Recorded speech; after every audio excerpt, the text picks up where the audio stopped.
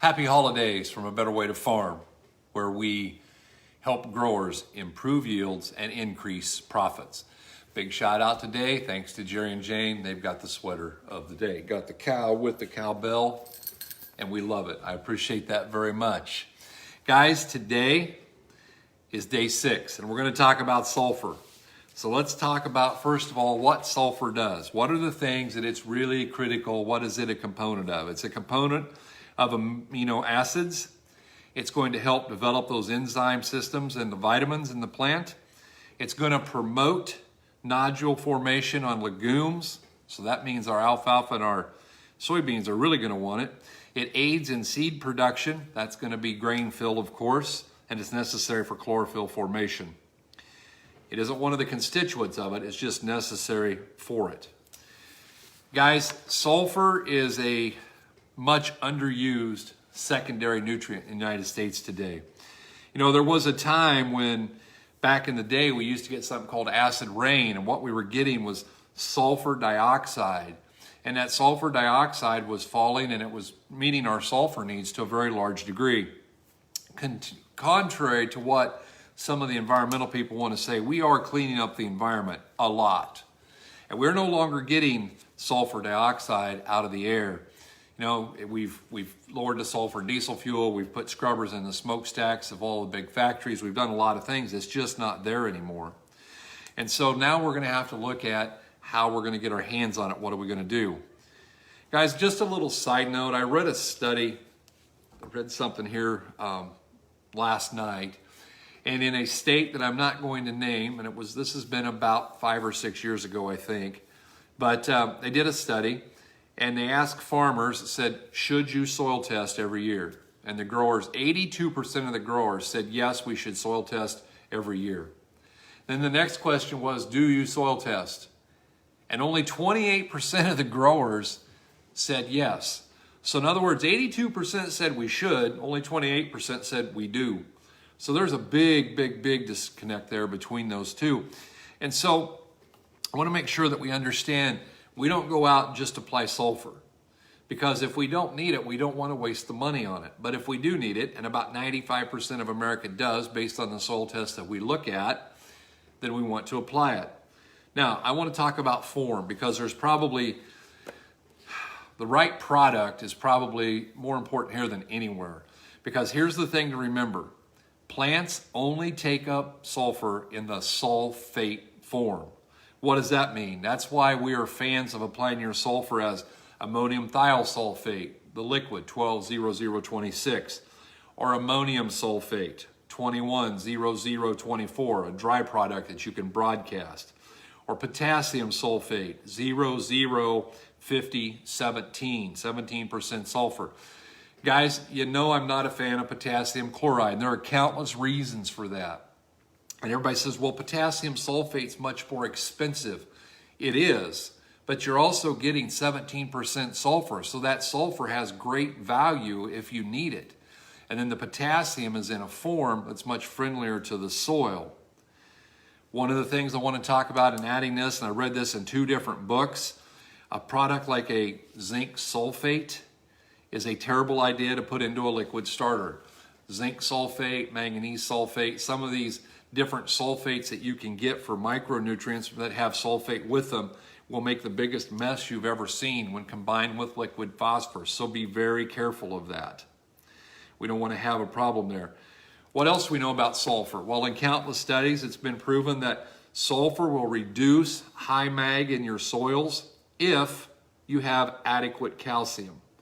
That's the important part. There has to be adequate calcium there in order to do that. So if you're fighting high mag soils, we talked about that yesterday, what do? Well, maybe we take like a Brilliant Zone Commander and we run it through and we cut slots. We're not tilling, we're not working anything up. It will look just like somebody just took a knife and drew a line through your field. But we drop that baby in 20 to 22 inches and we break up those 2 compaction layers, and then we apply gypsum. And if our calcium is high enough, we will drive some of that magnesium away. One of the things that we're fighting in America is over the last 50 years, our overuse of nitrogen has destroyed the ability of our soil to hold sulfur. And if we can't hold sulfur, that means we have to reapply it every year. Now, we're aware of the fact that sulfur is a product that, it takes almost as much sulfur every year as it does phosphorus to grow a corn crop. And yet we apply a lot of phosphorus, and phosphorus sticks around. It's not very mobile in the soil. It tends to move less than an inch a year, but sulfur is going to run away from you.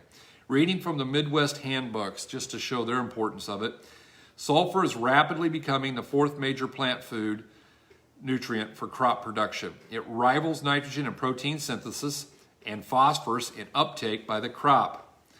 Plants usually absorb the sulfur as a sulfate ion, and it is not retained in the soil, and to any great extent, the sulfates being soluble tend to move with the water and are readily leached out. So that means that we've got to control it, we've got to manage it, we've got to pay attention to it to make sure we've got it going. Now guys, one of the things that's important is to say, how do you diagnose a sulfur deficiency? Well, number one, obviously, we like a tissue test. We want to see that plant tissue analyzed, and that will confirm it. But just from a visual, and we're looking at it, oftentimes sulfur is misdiagnosed because if someone looks at a field and the corn is getting yellow, not with the veinal chlorosis, but just turning yellow, it's nitrogen. Apply more nitrogen. Put on more nitrogen. But here's the deal. If your corn plant is turning yellow at the bottom, the old growth is turning yellow, that's a nitrogen deficiency. But if your corn plant's turning yellow at the top in the new growth, that is a sulfur deficiency, more than likely. And so that's kind of the ways that we can distinguish that. We want to make sure that we're paying attention here and applying the right nutrient. And again, I always encourage you to tissue test and be ready to go with that so that you can know exactly what you're getting. The only thing I want to share out of the books today is from Donald Schrieffer and from The Soil Up. He has some very interesting things to say here. Sulfur is not only necessary for the conversion of nitrogen to amino acids, but it is also a constituent of 2 sulfur-bearing amino acids, cysteine and methionine.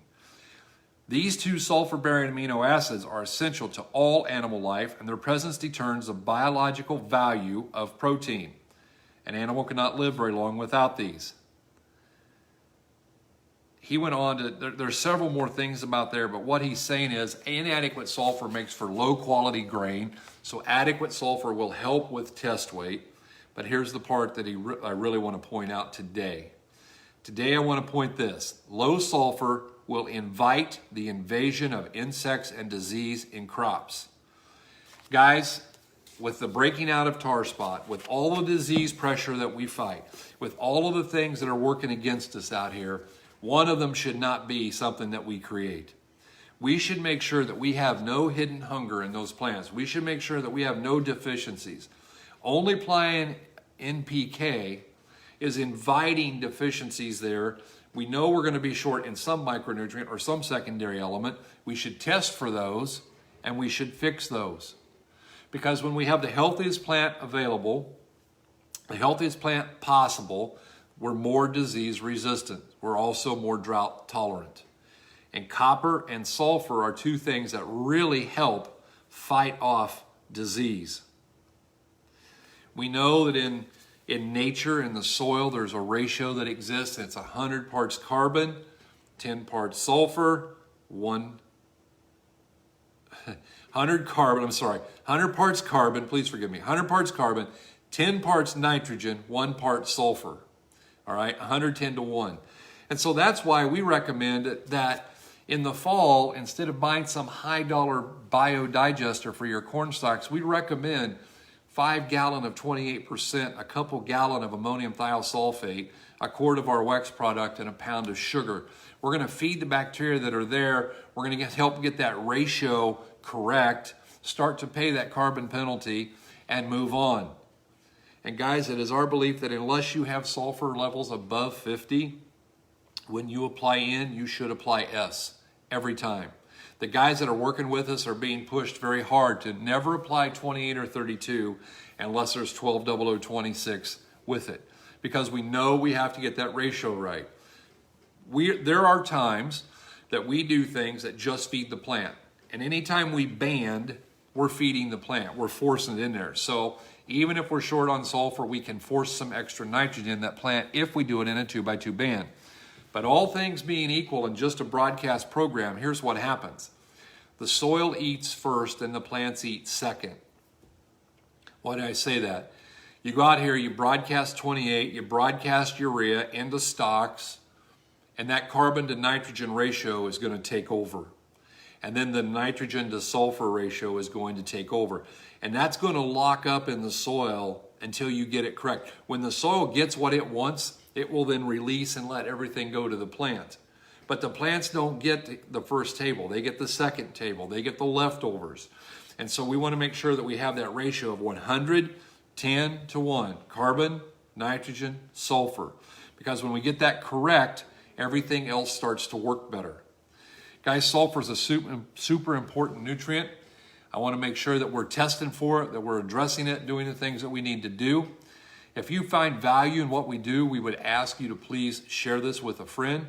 Give us a comment here. We would love to hear from you on how you're applying your sulfur. What form are you using? How are you putting it on, and when? So I'm going to be getting on the road, headed to Madison, Wisconsin. If you would like to meet me up there, I would love to meet you up there Thursday and Friday for our Fundamentals of Agronomy training. You can give me a call. I'll be driving all day, 641-919-1206. Send me a text or just give me a message right here on the Facebook page. To all my Nebraska friends, we're coming to Kearney. We can't wait to meet you. We can't wait to see you. We'll be out there Monday and Tuesday. I hope you guys are really having the merriest Christmas holiday ever, and I hope you're having a better day.